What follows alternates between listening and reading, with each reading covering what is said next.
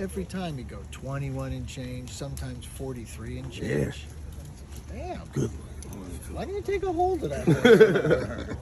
So we had just run down in the DeFrancis race, and Laurel? I said, why don't you take a hold of him? Okay. 43 again. And I look at the replay. Can't stop. And there's a loop in the reins. I said, I thought I told you to take a hold of him. I said, what were you holding on to, his mane? So anyway, he came up here, and I got Jerry Bailey to ride him. I said, Jerry, I'm not telling you got to break his neck to take him back, but just take a little bit of a hold. And if you go back and watch the race, Light the Fuse, remember him? He was a fast Maryland horse. Yeah, yeah. He took the lead. We kind of sat behind him. Turned him for home. Jerry cut him loose. Won by like a length and a half and ran a 108 and ran 123 Beyer number. Wow. He was tabbed as the fastest sprinter in the country.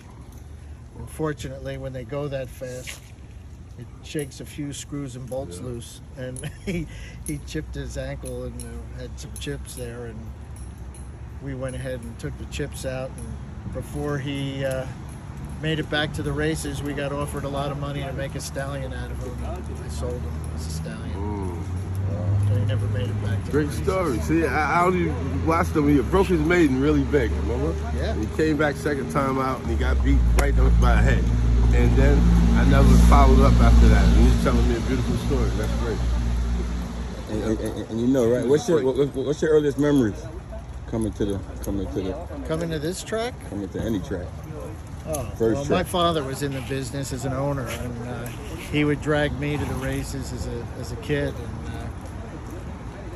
I guess going to Monmouth Park as a child was probably, I was probably 14, 13 years old.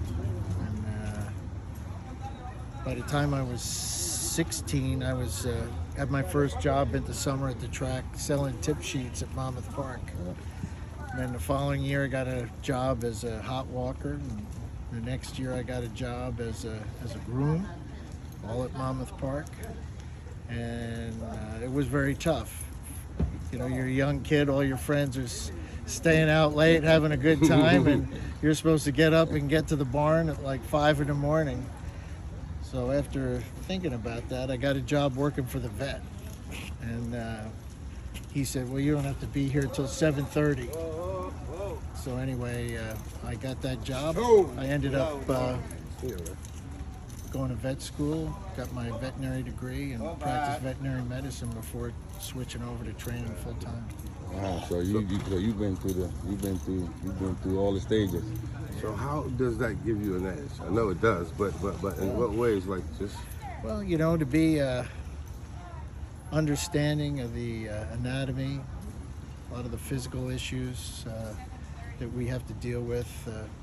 It's obviously an advantage to know the horse inside out, and to be able to recognize problems in their early stages before they actually can compromise a horse's career. Seeing those things in their early stages is very useful. You know, I used to hear a lot of stories about Billy Wright's grandfather, Horatio Laurel. Yeah. He was a veterinarian too, I think, or something like that. I didn't know that he was a veterinarian, but obviously a very good horseman. And, stories about him, you'd have to talk to some people that are a little bit older, if they're that many older than I am.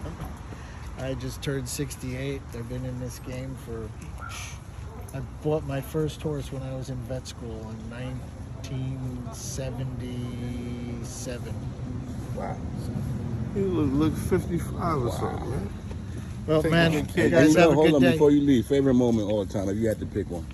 My favorite moment? Yeah, all the time. My favorite moment all time was winning the Breeders' Cup with Bar of Gold. Horse went off at 66-1 and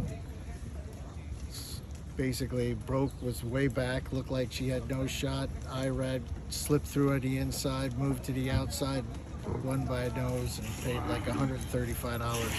Oh, wow. That's what you call a special moment. Yes. Hey, thank you.